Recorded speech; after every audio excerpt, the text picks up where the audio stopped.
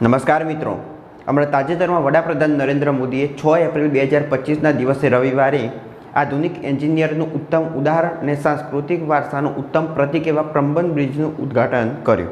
તો આજના વિડીયોમાં આપણે પંબન બ્રિજ વિશે સંપૂર્ણ માહિતી મેળવશું. આની શરૂઆત આપણે ઇતિહાસથી કરીશું. ક્યારે પંબન બ્રિજનું સૌપ્રથમ નિર્માણ કરવામાં આવ્યું, એના પછી આ બ્રિજ વિનાશ પામ્યું અને ફરીથી સરકાર દ્વારા આ બ્રિજનું નિર્માણ કરવામાં આવ્યું. તો આજના વિડીયોમાં વિગતે માહિતી મેળવીએ. પંબન બ્રિજના ઇતિહાસની વાત કરીએ તો 24 ફેબ્રુઆરી 1914ના દિવસે સરકાર દ્વારા પ્રથમ ભારતીય દરિયાઈ ખુલેલો પુલ હતો, જે પંબન ટાપુ પર રહેલા રામેશ્વરને ભારતની મુખ્ય જમીન મંડપમ સુધી જોડે છે. 1914માં જ્યારે આની સ્થાપના થઈ ત્યારથી લઈ અને 2007 સુધી, એટલે 1914થી 2007 સુધી આ રેલવે પર મીટર ગેજ રેલવે ચાલતી હતી. આગળ વાત કરીએ તો આ જે રેલવે લાઇન હતી એ ભારતના મંડપમથી લઈ અને સમુદ્ર પરથી પસાર થઈ અને પંબન ટાપુ સુધી જતી અને ત્યાંથી બે શાખાઓમાં વિભાજિત થતી. એ કઈ બે શાખાઓ હતી તો પંબનથી લઈ અને રામેશ્વર સુધી, અને બીજી લાઇન હતી રામેશ્વરથી લઈ અને ધનુષકોટી સુધી. જેમાં પંબનથી રામેશ્વરમ સુધીની જે રેલ લાઇન હતી એની લંબાઈ અંદાજે 10 કિલોમીટરની આસપાસ હતી, જ્યારે રામેશ્વરથી લઈ અને ધનુષકોટીની લંબાઈ હતી 24 કિલોમીટર. 23 ડિસેમ્બર 1964ની રાતે પંબન ટાપુ પર એક જોરદાર સુનામી આવી અને આ સુનામીના કારણે આગળ આપણે હમણાં ચર્ચા કરી પંબન બ્રિજ હતો ત્યાંથી ટ્રેન જે બે શાખાઓમાં વિભાજિત થતી, જેમાં એક શાખા હતી રામેશ્વરમથી ધનુષકોટી સુધી. તો આ જે રામેશ્વરમથી ધનુષકોટી જતી ટ્રેન હતી 23 ડિસેમ્બર 1964ની રાત્રે 11 વાગે આ સુનામીના કારણે તણાણી અને તેમાં મુસાફરી કરી રહેલા 200 જેટલા પેસેન્જરોનો મોત થયો. આ સુનામી અને તોફાન એટલું ભયંકર હતું કે બીજા દિવસે સવારે ટ્રેનનું માત્ર એન્જિન જ જોઈ શકાતું હતું. સમગ્ર પાછળના જે ડબ્બા હતા એ તણાઈ ગયેલા હતા અને જેમાં 200 લોકોના મોત થયેલા હતા. એના પછી ભારત સરકાર દ્વારા બીજી ટ્રેન લાઇન એટલે કે રામેશ્વરથી ધનુષકોટી જતી ટ્રેનને તાત્કાલિક સ્થગિત કરવામાં આવી હતી.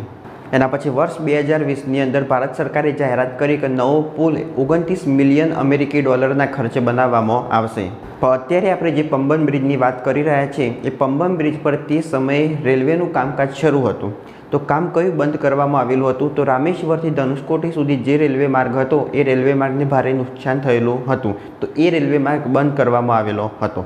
એના પછી પણ અહીં આગળ ભારતની જમીનથી લઈ અને રામેશ્વરમ સુધી વચ્ચે જે રેલવે માર્ગ હતો તેની લંબાઈ અંદાજે 2.08 કિલોમીટર છે. તો ડિસેમ્બર 2022માં તેના પર કાટ લાગવાથી એને પણ સ્થગિત કરવામાં આવ્યું હતું. એટલે ડિસેમ્બર 2022માં ભારતની મુખ્ય જમીન મડપ્પમથી લઈ અને પંબન સુધીનો રેલવે માર્ગ હતો એને પણ સ્થગિત કરવામાં આવ્યો. ફેબ્રુઆરી 2023માં ભારતીય રેલવે દ્વારા જાહેરાત કરવામાં આવી કે નવા બ્રિજનું કામ પૂર્ણ થયા પછી એને પંબનથી રામેશ્વરમ સુધી પૂર્ણ સ્વરૂપે પુનઃ સ્થાપિત કરવામાં આવશે. નવા પંબન બ્રિજનું કામકાજ 2024માં પૂર્ણ થયું અને 6 એપ્રિલ 2025ના દિવસે ભારતના વડાપ્રધાન નરેન્દ્ર મોદી દ્વારા એનું ખાસ મુહૂર્ત કરવામાં આવ્યું. હવે માહિતી મેળવીએ આપણે 6 એપ્રિલ 2025ના દિવસે ભારતના વડાપ્રધાન નરેન્દ્ર મોદી દ્વારા પંબન બ્રિજનું ઉદ્ઘાટન કરવામાં આવ્યું તે નવા પંબન બ્રિજ વિશે. તો આ પંબન બ્રિજ એ ભારતનો પ્રથમ વર્ટિકલ લિફ્ટ પંબન બ્રિજ છે કે જે ભારતની મુખ્ય જમીન મંડપમથી લઈ અને પંબન ટાપુ સુધી જાય છે, જેની કુલ લંબાઈ 2.08 કિલોમીટરની છે. વર્ષ 2019માં PM મોદી દ્વારા આ બ્રિજનો શિલાન્યાસ કરવામાં આવેલો હતો અને 5 વર્ષ પછી એટલે વર્ષ 2024માં બ્રિજ બની અને તૈયાર થયો. આ પુલ સમુદ્રની સપાટીથી 17 મીટર ઊંચો અને 72.5 મીટર પહોળો વર્ટિકલ લિફ્ટ બ્રિજ છે, જે જૂના બ્રિજ કરતો 3 મીટર ઊંચો છે. એટલે સરળતાથી એના નીચેથી કોઈપણ જહાજ પસાર થઈ શકે. કોઈપણ મોટા કદનું જહાજ પસાર કરવા માટે આ બ્રિજ વચ્ચેના ભાગથી ખુલી જશે અને મોટા કદનું જહાજ પસાર થયા પછી આ બ્રિજ એની જાતે જ સામેથી બાજુથી જોડાઈ જશે. આ ખાસ બ્રિજને ખોલવા માટેનો સમય 5 મિનિટનો છે, એટલે 5 મિનિટની અંદર આ બ્રિજ ખુલી જશે અને જહાજ પસાર થયા પછી 3 મિનિટની અંદર જાતે જ આ પુલ બંધ થઈ જશે.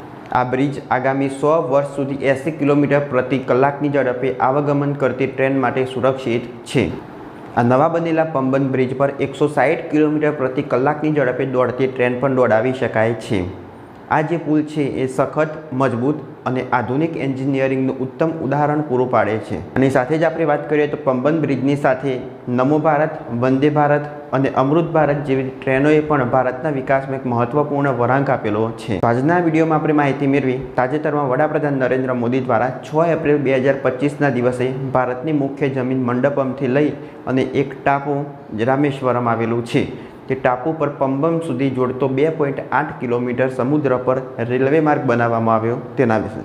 જો આ વિડીયો ગમ્યો હોય તો લાઈક કરો, શેર કરો, ચેનલ સબસ્ક્રાઈબ કરો. ત્યાર સુધી જય હિન્દ, જય ભારત.